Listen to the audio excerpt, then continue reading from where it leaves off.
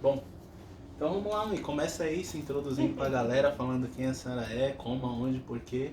E ao longo do vídeo aí a gente vai batendo um bate-papo pra tirar as dúvidas. Então vamos lá.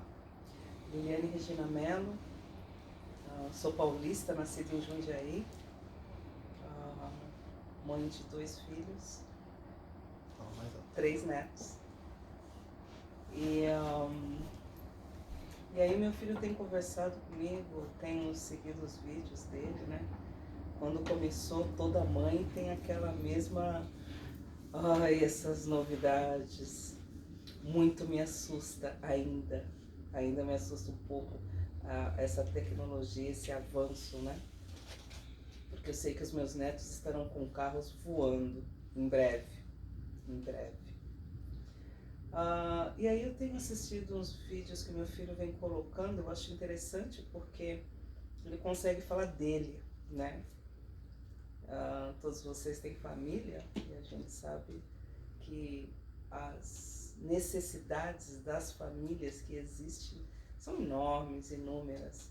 E foi muito bom para mim poder entender o que ele pensa, como ele sente, o homem que se tornou.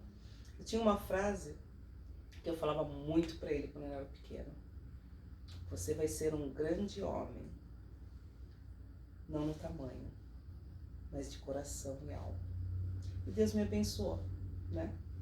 As dificuldades existem, várias, mil, mas é possível, tudo é possível.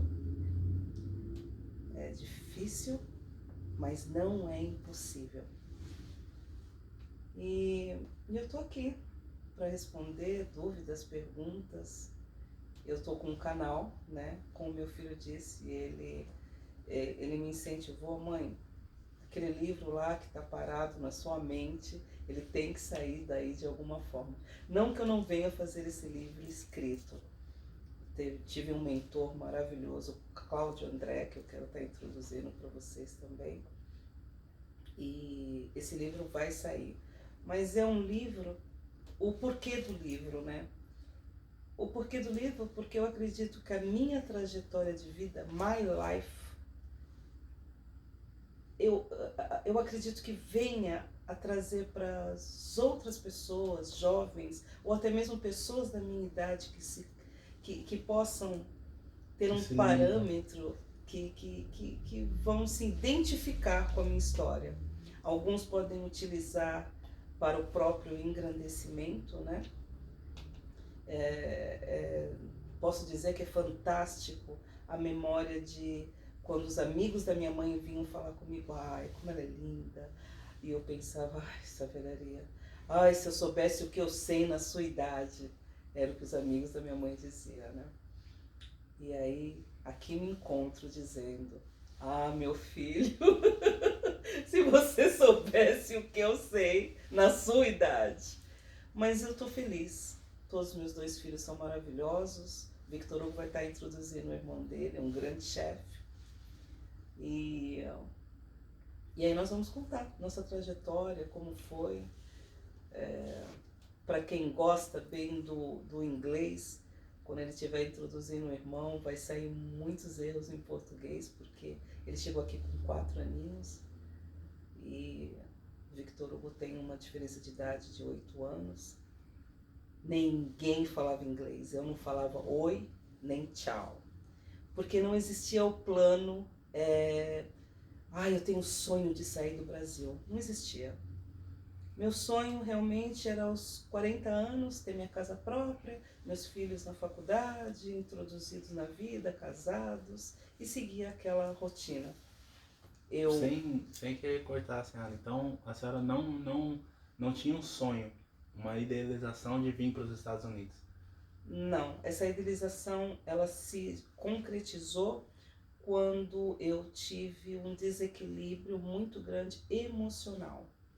O meu casamento era muito desgastado, muito triste, e eu tinha que, de alguma forma, continuar vivendo. Eu tinha que, de alguma forma, eu não podia parar, porque eu olhava para os meus 2 filhos e eu dizia: eles não vão passar o que eu passei. Eles não vão sentir falta do que eu senti. Os parâmetros são bem grandes, né? A minha infância, a infância dos meus filhos, são histórias totalmente diferentes, como a história dos meus netos hoje são, né? O meu filho, quando eu trouxe a bicicleta 18 marchas, e o outro não sei quantas marchas, que era do irmão menor, e o filho, mãe, vai dar uma volta na bicicleta. E aí então filho, mamãe não sabe andar de bicicleta. Mãe, impossível, qualquer pessoa no mundo sabe andar de bicicleta, menos a sua mãe, porque nunca teve uma. Aí hoje eu me deparo com os meus netos, 8, um que faz 13 amanhã, e eles sentam com o meu celular, me chamam de vovó ou mãe, aí eles fazem assim, até o de 4. E eu fico, mas como ele movimenta isso tão rápido, né? A evolução, ela tem que acontecer. Para mim era demais, era hoje mesmo, eu estava falando com uma grande amiga, Inês, que vocês devem estar seguindo, ela também. Elas estão... Inestimável, não é? Eu ainda não peguei a frase, mas... A gente vai ter que mas pegar. eu vou aprender a frase dela. Eu achei muito interessante, muito legal aí quando ela introduziu isso pra mim ontem. Muito gracinha, Inês. E aí eu contei uma passagem da minha vida que tem esse parâmetro, né, de tempo. Eu cheguei da escola, eu cheguei do trabalho, que eu trabalhava numa fábrica aos 15 anos, e a minha mãe estava sentada na sala, chamava-se 3 em 1, que era o toca-disco, o toca-fita e o rádio. E ela sentada na sala num desespero, ela olhava para a caixa acústica, muito brava, mas me falaram na loja que era muito fácil para montar isso, e eu tô aqui, isso não funciona, essa porcaria. E eu tinha que ir para a escola à noite. E eu comia muito aos 15 anos, tinha que bater uma pratada de arroz com feijão mesmo. E aí eu olhei e pensei, porque naquela época não se respondia para pai e mãe. Se pensava e tinha que pensar baixo. Os meninos ouviram muito isso. Eu, muito brava, né? Sempre fui muito... E aí eles... Quando eu brigava com eles, eu falava, e pensa baixo, porque eu tô ouvindo o seu pensamento. Na verdade, eu tava referindo a mim mesma, porque eu não podia falar o que eu queria falar pra minha mãe, né? Então eu pensava, mas por que ela tá fazendo nessa sala um negocinho tão fácil pra montar? Bufei, peguei, fui lá, montei tudo e tal. E ela ficou me olhando, tipo assim, uau. E eu toda, né? Saí, fui pra escola. Os anos passaram.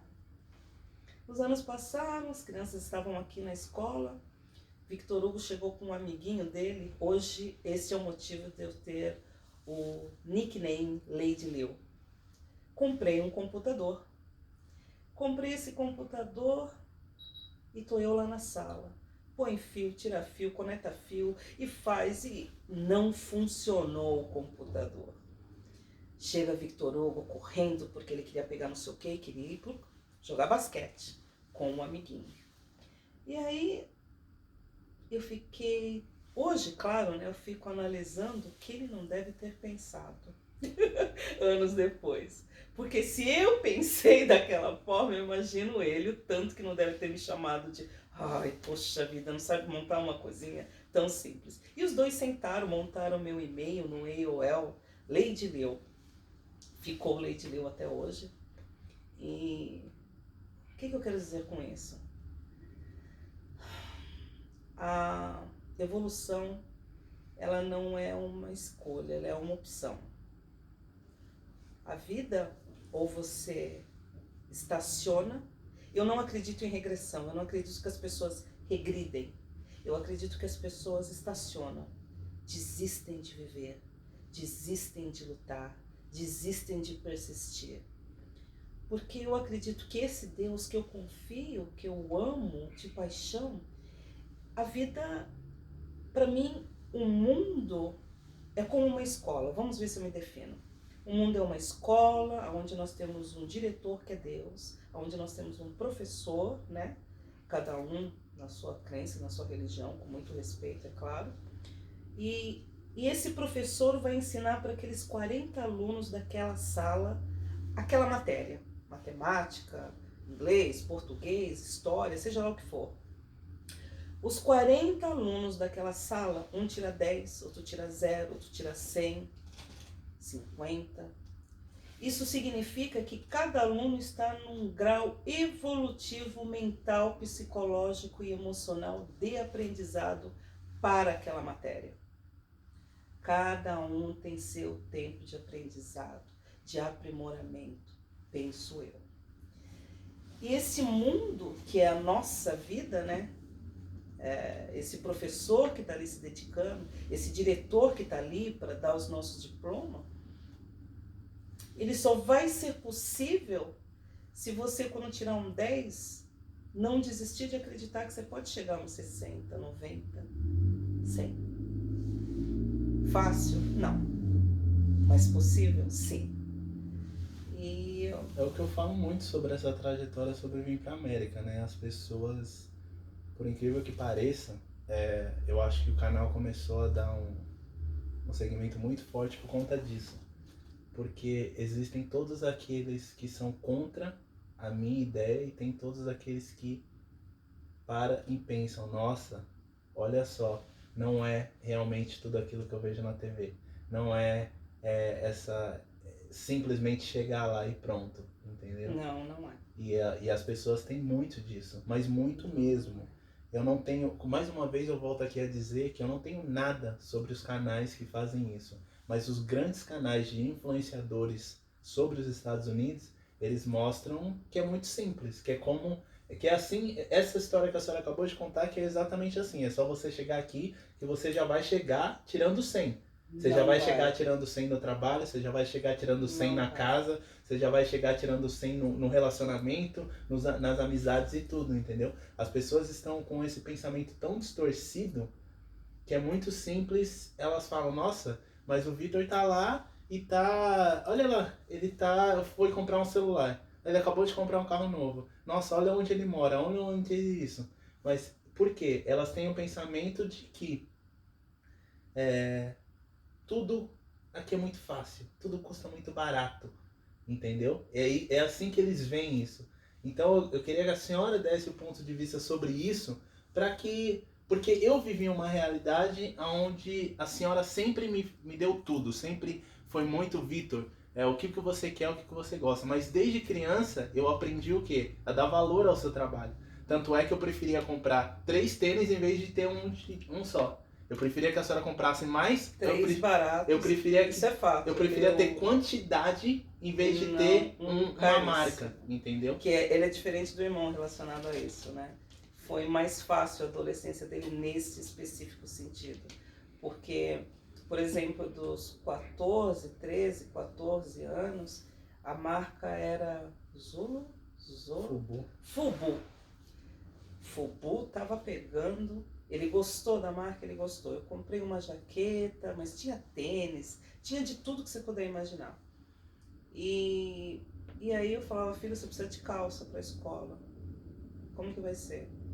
Eu acho que a ideia é uma por dia, limpa, bacana e tal, porque você ter uma que custa 100. Vamos dividir esse 100 e comprar 5? Vamos. O que você quer? Vamos comigo? Não, mãe, pode trazer. Só traz uma preta, um macacão, um não sei o que. Ele nunca me deu trabalho relacionado a isso. Nunca. O irmão dele, na personalidade do irmão, já é diferente. Mãe, eu quero o que eu quero, eu fico sem. Deixa eu sei. Na adolescência do irmão já foi diferente. Eu acho que isso também tem a ver muito com personalidade, né? Personalidade caráter de cada um, né? Tem isso muito a ver. A dificuldade, como eu disse, não é fácil, mas é possível. A única coisa, tem que existir algumas coisas básicas, né? Não perder seu caráter, não importa quem achou que de você. Alguém sempre vai achar algo. é chata, é metida, é arrogante, é boazinha, é mais ou menos. A opinião do outro É do não outro. pode influenciar a sua vida, porque a opinião dele, você não vai mudar a opinião dele. Mas você pode sim usar esta opinião, se autoanalisar e ver no que você pode se aprimorar. Peraí, mas por que 10 pessoas falaram isso? Deixa eu pensar. Será que eu sou assim? Aí vai lá no espelho e fala com você mesmo, encara a sua própria verdade. Quem sou eu? Então, não perder o caráter. Caráter é aquela historinha que vem lá de berço, aqueles pensamentos secretos que só a gente sabe, que só a gente conhece de nós mesmos, né? Perseverança. A palavra perseverança tem que estar em tudo, com tudo.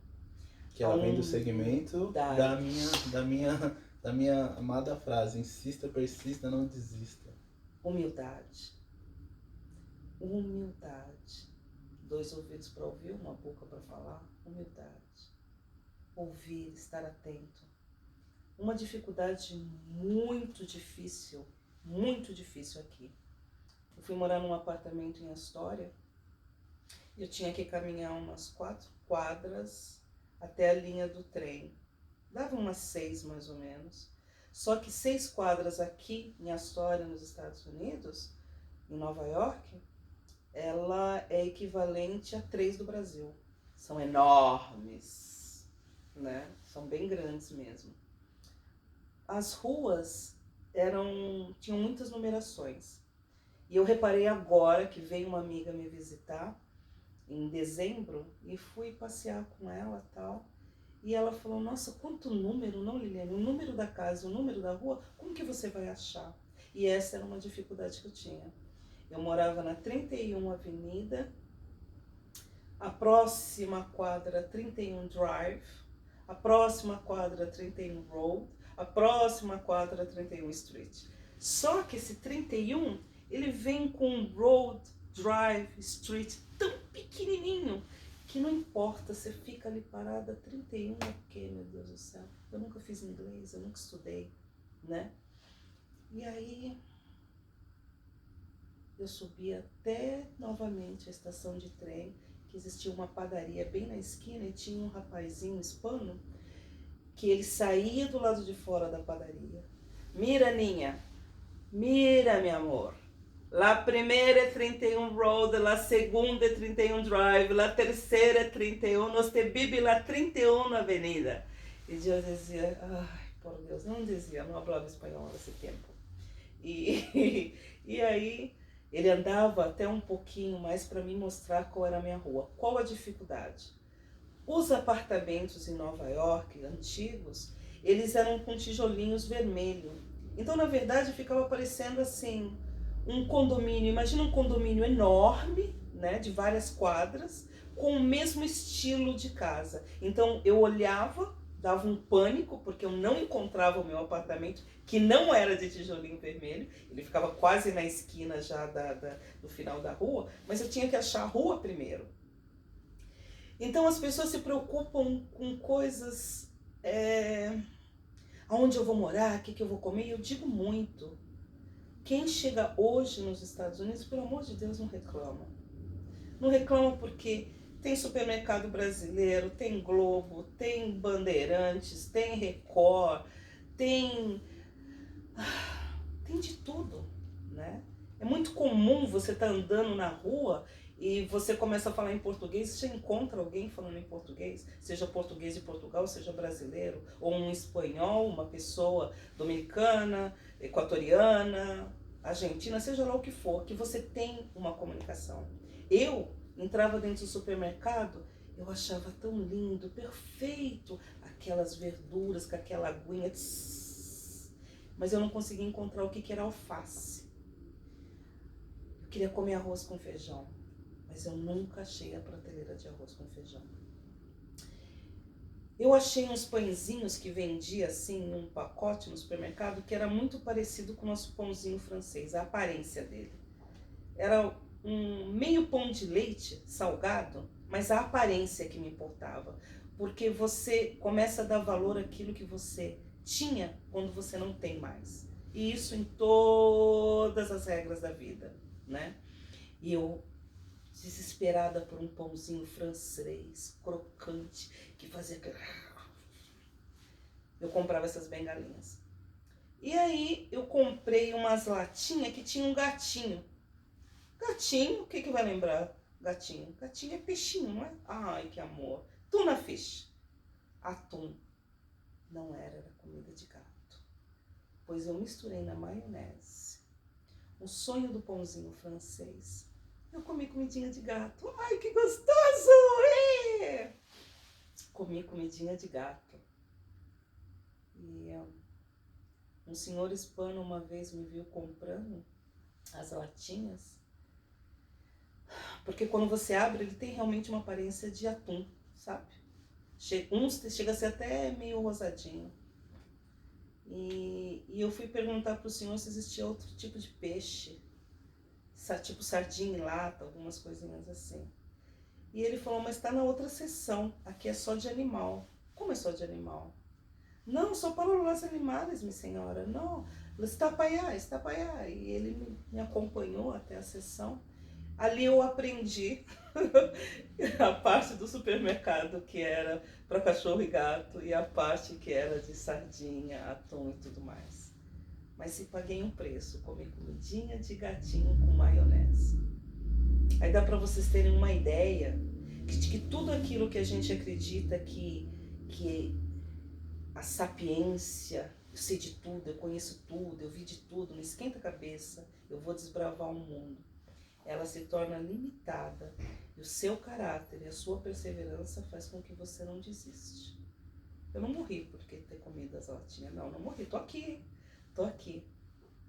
Mas assim como essa latinha, existia um supermercado que era uma lojinha, hoje se tornou um grande supermercado aqui, e era uma lojinha onde eles vendiam 5 jiló por $5.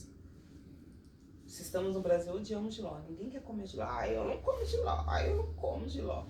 Mas eu já paguei $5 por 5 jiló. Ele punha num zip bem pequenininho. Hoje em dia você vai em qualquer supermercado que tem. Telefonar. Existia uma cabine telefônica que você comprava os minutos, né? Você ia lá, pagava os minutos, ele liberava na cabine telefônica para você. E aí eu no telefone com a minha mãe, ela não queria me contar os problemas, porque ela ficou cuidando dos meus filhos, e eu não queria também passar para ela os meus perrengues aqui. E a gente eu queria fortalecer ela queria me fortalecer, mas chegava uma hora que não tinha jeito, ela tinha que contar o que ela estava passando, as dificuldades, e eu também. E ela ficava chorando do lado de lá, eu ficando chorando do lado de cá, porque às vezes acabava que eu não conseguia falar com os meninos, né? Um estava na escola, ou não era horário, seja lá o motivo que acontecia. Ficávamos as duas chorando porque acabou a conexão, né? Cortava. Se você tinha mais dinheiro para comprar mais minutos, você continuava, ia lá, conectava novamente. Senão, não tinha como. A gente usava o beeper. Beeper era um aparelhinho que, se vocês assistem muito filme de investigação, eles usavam assim no cinto. A pessoa te telefonava e mandava mensagem. Aí você olhava no beeper assim, parecia o número da pessoa, e uma mensagem bem curta. Podemos comparar aos antigos telegramas. Pergunte a papais e mamães. Telegramas, que eram mensagens breves, curtas, mas bem direcionadas. Era assim que usava o beeper. E foi passando. E aí, dentro dessas, existem milhões de histórias pequeninas que hoje quem chega aqui, quem migrar, jamais vai passar por esse tipo de situação, né? Mas mesmo assim, eles têm a crença limitante e as frustrações das pessoas que vieram na sua época, por exemplo. Eles gostam de consumir muito o negativo. Não sei porquê, mas o negativo é muito mais forte do que o positivo.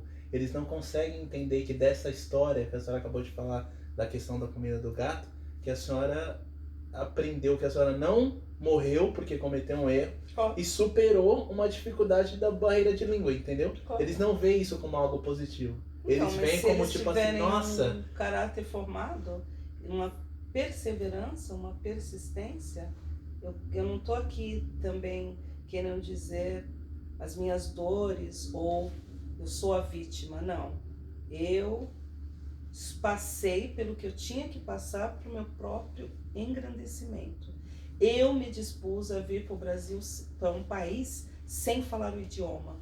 Eu me dispus a vir para o Brasil. A senhora recomenda que essas pessoas venham sem falar um idioma? A sua realidade foi essa por conta do que você estava passando no momento. Mas hoje, com a tecnologia que a senhora acabou de falar, que o Jackson vai lá e aperta os botões, a senhora não acha que as pessoas têm como contratar um coach, contratar uma aula de inglês? Claro. Além de contratar alguém que vai ensinar a conversação, elas têm a condição de, tipo, eu vou me interessar Bom dia, e vou me boa dedicar. tarde, boa noite, aonde eu estou com fome, onde é o banheiro, como, que trem que eu pego, se faz necessário.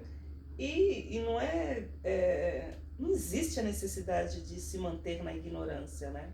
Eu não queria sair, eu não tinha projeto. Eu vou sair do país porque eu quero educar meus filhos em outro país. Não, eu não tinha. Eu saí do Brasil, por isso que eu digo que financeiramente, eu tinha 3 empregos, eu dormia 4 horas por noite, mas eu tinha meu Monza 2.0, meus filhos estavam muito bem, obrigado. Um telefone naquela época que era caríssimo, né? Que se comprava ação de telefone e tal. Graças a Deus nós tínhamos. Era com suor? Suor. Eu dormia 4 horas por noite, 2 bancos, um salão e vendia Tupperware. Então no sábado eu começava a trabalhar 7 horas da manhã no salão, saía de lá 11 da noite. E esse suor mudou aqui nos Estados Unidos? Ai, nada. Suor, certo? Continua sendo suor, continua sendo uma trajetória, acordar todos os dias, A diferença que eu vejo é assim. No Brasil você precisa se esforçar um pouco mais. Porque se eu ficasse presa ao Collor de Mello que roubou o dinheiro daquele, não sei o que, não sei o que, não sei o que, não sei o que. Ai, roubou o dinheiro, você viu? Esvaziou. O meu padrasto, ele trabalhou 50 anos, 40, eu não vou ser aqui exata, né? Mas no Banco Real, recebeu a aposentadoria dele. E ele e a minha mãe felizes, felizes, felizes, porque eles iam fazer a viagem mais demorada da vida deles. Iam passar uma semana fora e na volta, com o dinheirinho da aposentadoria, iam comprar a casa deles ou o apartamento. Eles viajaram. Quando voltaram, da sexta para o sábado, teve essa limpeza na política que recolheram o dinheiro das contas bancárias. Meu padrasto entrou nesse meio, morreu de parada cardíaca, porque quando eles voltaram na outra semana ele tinha 0 na conta. Então, política é política, né? Tira a vida de uma outra pessoa, os sonhos de uma outra pessoa, rouba a intimidade, o carinho de outra pessoa. A minha mãe não parou, né? Ela